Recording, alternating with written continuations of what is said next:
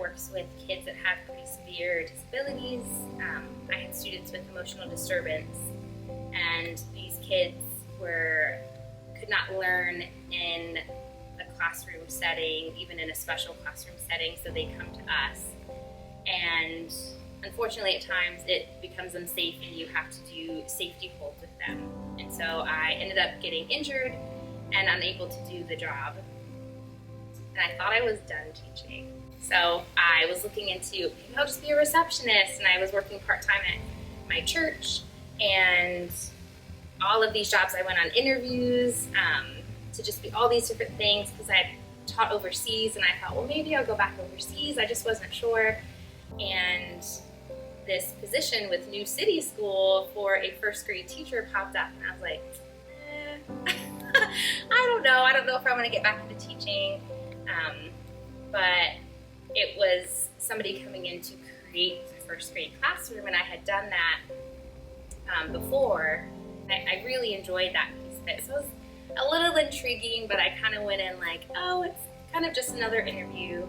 But then once I sat down, I was like, oh, this feels really good.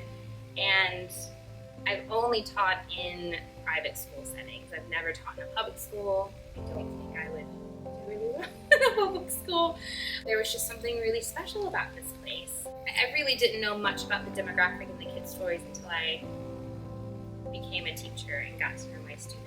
But I think just the small classroom, the flexibility, I loved that a parent doesn't have to profess faith to bring their kids here. I think that's huge. And so I think what Logos is doing is really unique and special and able to really reach people that otherwise wouldn't hear Jesus or wouldn't have a safe place to send their kids. I got to visit Becca's classroom, so the kindergarten classroom right on the other side of that door, and the kids were just so sweet, and I feel like in my life God has really been able to develop and help me see what my strengths are and what I really care about. And I think just being here and seeing the kids that we get to serve and just kind of hearing from the different staff, I just felt like my story could have more purpose in this place. So I think that's it. And I think what really kind of sold me back into teaching is getting back into the classroom and getting to know my students and just having these big moments. Moment that I think I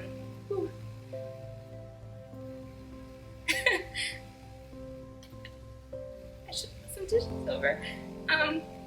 I think that I realized that my redemptive story could bless these kids was I grew up in a really broken home, lots of really bad stepdads. A mom was bipolar and couldn't care for us the way that fully, and I think you hear these kids' stories, and I think in those moments I realized like I get to be who I needed. Why we didn't do happy birthday? Oh, tomorrow's Friday. I had seen this post about a high school teacher who had done this, and I thought I can adapt this with my first grade. And so we drew pictures and wrote down things that we were carrying, these burdens, and we crumpled them up and we put them in a box and we put them on the top shelf. And I was like, you don't have to.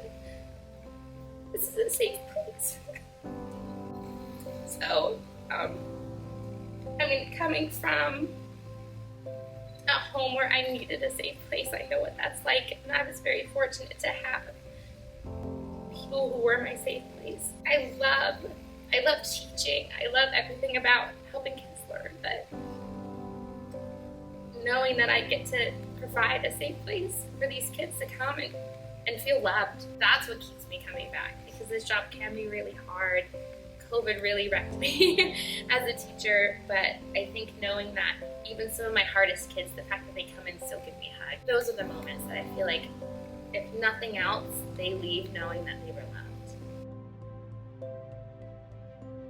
My first year teaching, somebody had said the professor had always said, like, your partner in education. And so when I sign things or letters to parents, I try to say, like, your partner in education. I think my first newsletter said that.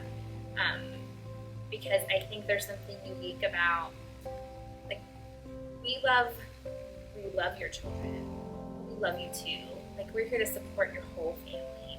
And so I had a student last year, and I really got to know his mom, and she would call with concerns every day, but I would let her know, I'm here to support you too. Like, let us know what you need. And I love that we have the ability to rally around families.